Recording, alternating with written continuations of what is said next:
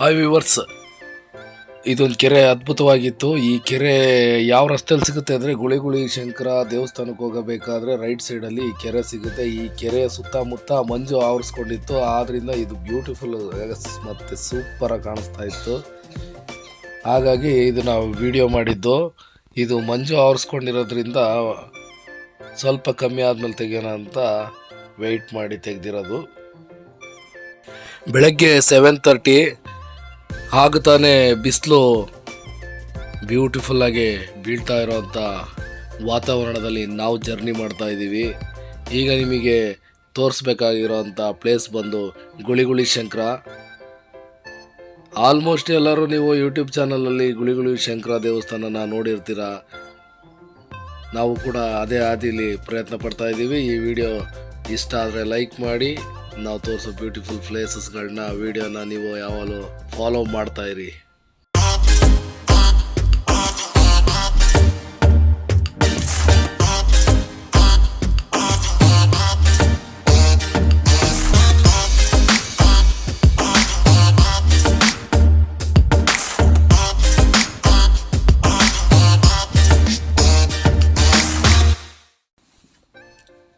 ಇದು ಗುಳಿಗುಳಿ ಶಂಕರ. ಸುತ್ತಮುತ್ತ ಕೆರೆ ಇದೆ, ಅತ್ತ ಇತ್ತ ಬೆಟ್ಟ ಗುಡ್ಡ ಇದೆ. ಸೆಂಟ್ರಲ್ಲಿ ಈ ಶಿವ ಹಾಗೂ ಶಿವನ ದೇವಸ್ಥಾನ ತುಂಬ ಸೃಷ್ಟಿ ಬ್ಯೂಟಿಫುಲ್ಲಾಗಿ ಕಾಣಿಸುತ್ತೆ. ಅಂಥ ಜಾಗಕ್ಕೆ ನಾನು ನಿಮ್ಮನ್ನು ಕರ್ಕೊಂಡು ಹೋಗ್ತಾ ಇದ್ದೀನಿ. ಬೆಂಗಳೂರಿನಿಂದ ಬರೋ ಅಂಥವ್ರು ಡೈರೆಕ್ಟ್ ಶಿವಮೊಗ್ಗ ಬನ್ನಿ. ಶಿವಮೊಗ್ಗದಿಂದ 35 ಕಿಲೋಮೀಟರ್ ರನ್ ಆದರೆ ಈ ಪ್ಲೇಸ್ ಸಿಗುತ್ತೆ ನಿಮಗೆ. ಇದು ಹೊಸನಗರ ಹೋಗೋವಂಥ ರಸ್ತೆಯಲ್ಲಿದೆ. ಇದು ಅತ್ತ ಇತ್ತ ಸುತ್ತಮುತ್ತ ಬ್ಯೂಟಿಫುಲ್ ನೇಚರ್ ಇರೋವಂಥ ಪ್ಲೇಸು. ಇಂಥ ಸುಂದರವಾದ ಜಾಗದಲ್ಲಿ ಶಿವ ಬಂದು ನೆಲೆಸಿರೋದು ನಮಗೆಲ್ಲ ಅದ್ಭುತನೇ ಸರಿ. ಇಲ್ಲಿ ದೇವಸ್ಥಾನದ ಲೆಫ್ಟ್ ಸೈಡ್ನಲ್ಲಿ ಚೌಡೇಶ್ವರಿ ಕೂಡ ನೆಲೆಸಿದ್ದಾಳೆ, ಹಾಗೂ ರೈಟ್ ಸೈಡ್ನಲ್ಲಿ ಶಿವ ಕೂಡ ನೆಲೆಸಿದ್ದಾನೆ. ಶಿವನ ದೇವಸ್ಥಾನ. ಬನ್ನಿ, ಪ್ರತಿಯೊಂದು ವಿಷಯನೂ ತುಂಬ ಡೀಟೇಲ್ಸ್ ಆಗಿ ತಿಳ್ಕೊತ ಹೋಗೋಣ. ನಾನು ಹೋದ ಬಾರಿ ಒಂದ್ಸಲಿ ದೇವಸ್ಥಾನಕ್ಕೆ ಬಂದಿದ್ದೆ. ಅವಾಗ ವೀಡಿಯೋ ಮಾಡೋಣ ಅಂತ ಪ್ರಯತ್ನ ಪಟ್ಟಾಗ ಬಟ್ ವೀಡಿಯೋ ಮಾಡೋಕ್ಕಾಗಲಿಲ್ಲ. ಯಾಕೆ ಅಂದರೆ ನನ್ನ ಮೊಬೈಲ್ನಲ್ಲಿ ಪೂರ್ತಿ 100% ಬ್ಯಾಟ್ರಿ ಖಾಲಿಯಾಗಿ ವೀಡಿಯೋ ಮಾಡೋಕ್ಕಾಗಲಿಲ್ಲ. ಆದರೆ ಈ ಸಲ ಬಸವರಾಜ್ ಸರ್ ಹಾಗೂ ಅವರ ಪತ್ನಿಯವರು ಬೆಂಗಳೂರಿಂದ ಬಂದಿದ್ದರು. ಅವರು ನನ್ನ ಈ ದೇವಸ್ಥಾನಕ್ಕೆ ಕರ್ಕೊಂಬಂದಿದ್ದರಿಂದ ಈ ವಿಡಿಯೋನ ಕಂಪ್ಲೀಟ್ ಮಾಡೋಕ್ಕಾಯಿತು. ಹಾಗಾಗಿ ಈ ವಿಡಿಯೋ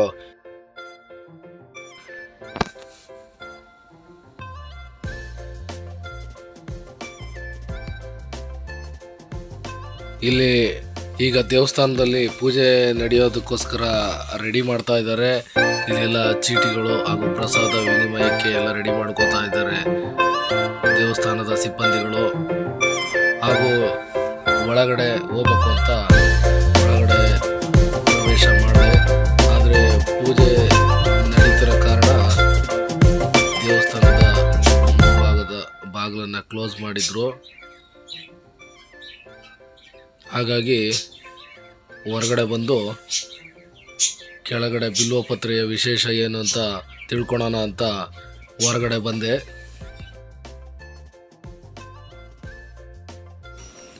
ಗುಳಿಗುಳಿ ಶಂಕರ ದೇವಸ್ಥಾನದ ಆಡಳಿತ ಸಿಬ್ಬಂದಿಗಳಾದ ಸದಸ್ಯರು ನಮ್ಮ ಜೊತೆಗೆ ಬಿಲ್ವಪತ್ರೆಯ ವಿಶೇಷ ಪೂರ್ತಿಯಾಗಿ ತಿಳಿಸ್ಕೊಡ್ತಾರೆ. ಕೇಳ್ಕೊಳೋಣ ಬನ್ನಿ.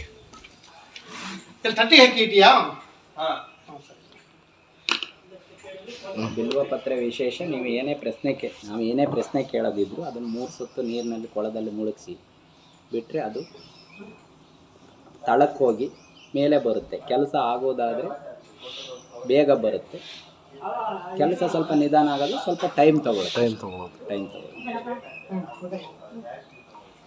ಪತ್ರೆ ಬರುತ್ತೆ, ಪತ್ರೆ ಕೆಳಗೋಗಿದ್ದು ಬರುತ್ತೆ. ಶೀಘ್ರದಲ್ಲಿ ಆಗಬೇಕು ಅಂದರೆ ತಕ್ಷಣ ಮೇಲೆ ಬರುತ್ತೆ. ನಿಧಾನ ಆಯಿತು ಅಂದರೆ ಸ್ವಲ್ಪ ಟೈಮ್ ತಗೊಳತ್ತು ಅಂದರೆ ಸ್ವಲ್ಪ ನಿಧಾನ ಆಗುತ್ತೆ ಅಂತ ಕೆಲಸ ಅಷ್ಟೇ. ಬರುತ್ತೆ, ಪತ್ರೆ ಏನು ಕೆಳಗೋಗಿ ಮೇಲೆ ಬಂದೇ ಬರುತ್ತೆ. ಇಲ್ಲಿ ಈ ಟಿಕೆಟ್ ಏನಂದರೆ 20 ರೂಪಾಯಿ ನಿಗದಿ ಮಾಡಿದ್ದಾರೆ ಪೂಜೆಯ ಸಾಮಗ್ರಿಗಳಿಗೋಸ್ಕರ. ಇದು ಜಟಾತೀರ್ಥಕ್ಕೆ ಹೋಗುವಂಥ ದಾರಿ, ಅಂದರೆ ಕೊಳಕ್ಕೆ ಹೋಗುವಂಥ ದಾರಿ. ಈ ಕೊಳದ ವಿಶೇಷ ಏನಂದರೆ ಶಿವನ ಜಡೆ ಮತ್ತು ಗಂಗೆ ಇವರೆಲ್ಲರೂ ಅಲ್ಲಿ ನೆಲೆಸಿರ್ತಕ್ಕಂಥ ಜಾಗ. ಬೆಳಗಿನ ವಾತಾವರಣದಲ್ಲಿ ಈ ಸೃಷ್ಟಿಯ ಸೊಬಗನ್ನು ನೋಡೋದೇ ಒಂದು ಚಂದ. ಅದರಲ್ಲೂ ಈ ದೇವಸ್ಥಾನದ ಸುತ್ತಮುತ್ತ ಇರೋಂಥ ಪ್ರಕೃತಿ ಸೌಂದರ್ಯನ ಕಣ್ಣಿಂದ ತುಂಬಿಕೊಳ್ಳೋದು ಇನ್ನೂ ಅತಿ ಚಂದ ಅಂತ ನನಗನ್ಸುತ್ತೆ.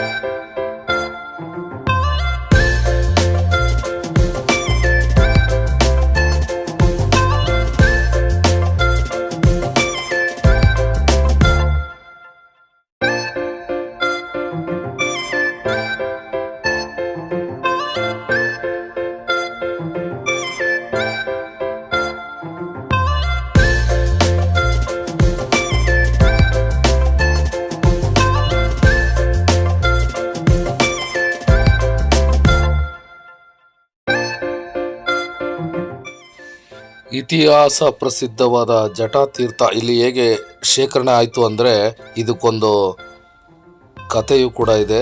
ಆ ಕಥೆ ಏನಪ್ಪ ಅಂದರೆ ಶಿವನಿಗೆ ತೀರಾ ದಣಿವಾದಾಗ ಆತ ಇಲ್ಲಿ ಬಂದು ನೀರಿಗೋಸ್ಕರ ಅಲ್ದಾಡ್ತಿರ್ತಾನೆ.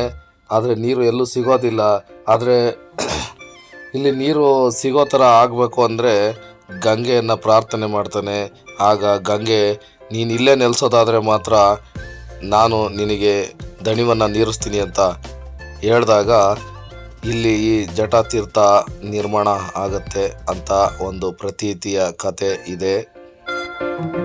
ಆಗಿನಿಂದ ಇಲ್ಲಿ ಈ ಜಟಾತೀರ್ಥದ ಕೊಳದ ಹತ್ರ ಬಂದು ಇದರ ಒಳಗೆ ಶಿವಲಿಂಗ ಇದೆ.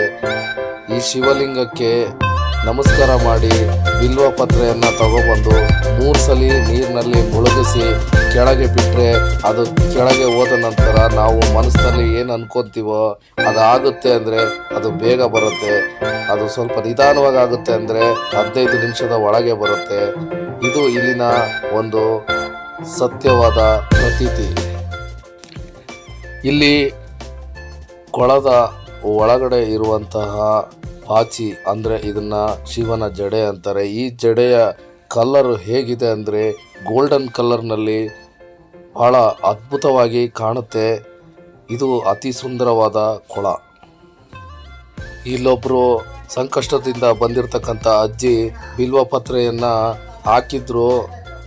ಅದು ನೋಡಿ ಹೇಗೆ ಮೇಲ್ ಬಂದು ನಿಂತಿದೆ ಅಂತ. ಅದನ್ನು ತಗೊಂಡು ಮಂತ್ರಿಸಿ ಅವರು ಏನು ಬೇಡ್ಕೊಂಡಿದ್ರೋ ಅದು ಆಗಿದೆ ಅಂದ್ಕೊಂಡು ತೃಪ್ತಿಯಿಂದ ಹೋಗ್ತಾರೆ. ಇದು ಇಲ್ಲಿನ ಸಂತೋಷಕರವಾದ ನೈಜ ಚಿತ್ರಣ.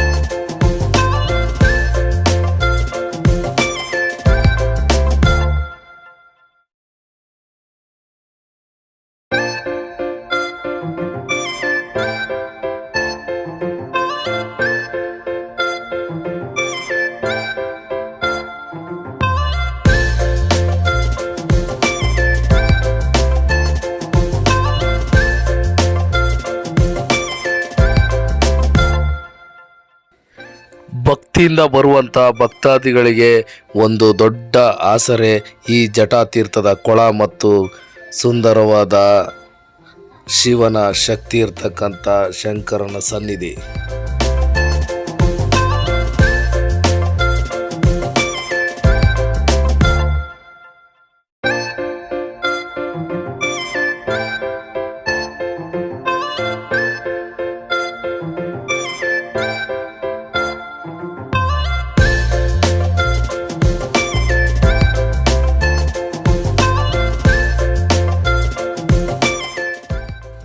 ವಿಶಾಲವಾದ ಪರಿಸರ ಮತ್ತು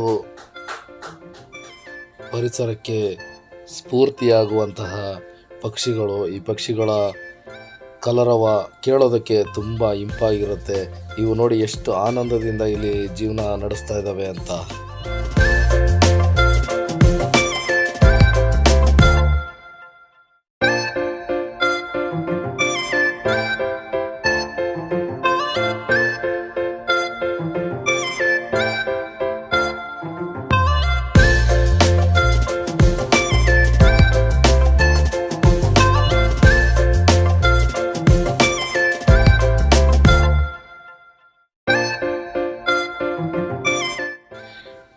ಈಗ ಶಿವನ ಸನ್ನಿಧಿ ಒಳಗೆ ಪ್ರವೇಶ ಮಾಡ್ತಾ ಇದ್ದೀವಿ. ಈಗ ಇಲ್ಲಿ ಪೂಜೆಗೆ ಎಲ್ಲ ಸಿದ್ಧತೆಗಳು ನಡೆದಿದೆ. ಈಗ ದೇವಸ್ಥಾನದ ಒಳಗೆ ಪೂಜೆ ಕಾರ್ಯಕ್ರಮ ನಡೆಯುತ್ತೆ.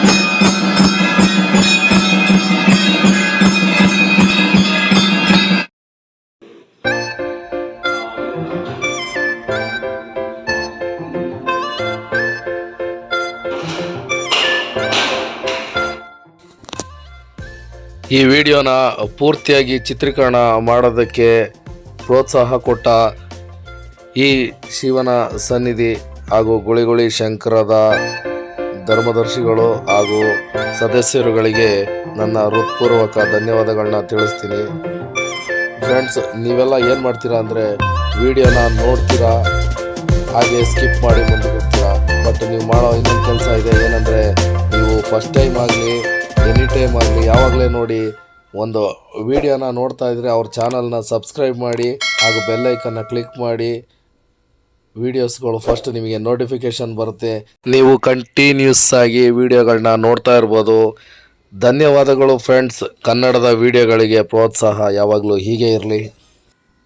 ವಿಡಿಯೋ ನೋಡಿರ್ತಕ್ಕಂಥ ನನ್ನೆಲ್ಲ ವೀಕ್ಷಕರು ಕೂಡ ನೀವು ಮಸ್ಟ್ ಆ್ಯಂಡ್ ವಾಚ್ ಶಿವಮೊಗ್ಗ ಕಡೆ ಬಂದರೆ ಈ ಹೊಸನಗರ ಹೋಗೋ ರೋಡಲ್ಲಿರೋ ಅಂಥ ಗುಳಿಗುಳಿ ಶಂಕರ ದೇವಸ್ಥಾನನ ಒಮ್ಮೆ ಭೇಟಿ ಕೊಡಿ. ನಿಮ್ಮ ಮನಸ್ಸು ಪ್ರಶಾಂತತೆಯ ಕಡೆಗೆ ತಿರುಗುತ್ತೆ ಹಾಗೂ ದೇವರ ಸನ್ನಿಧಿಯಲ್ಲಿ ನಿಮ್ಮ ಬಯಕೆಗಳು ಕೂಡ ಈಡೇರುತ್ತೆ.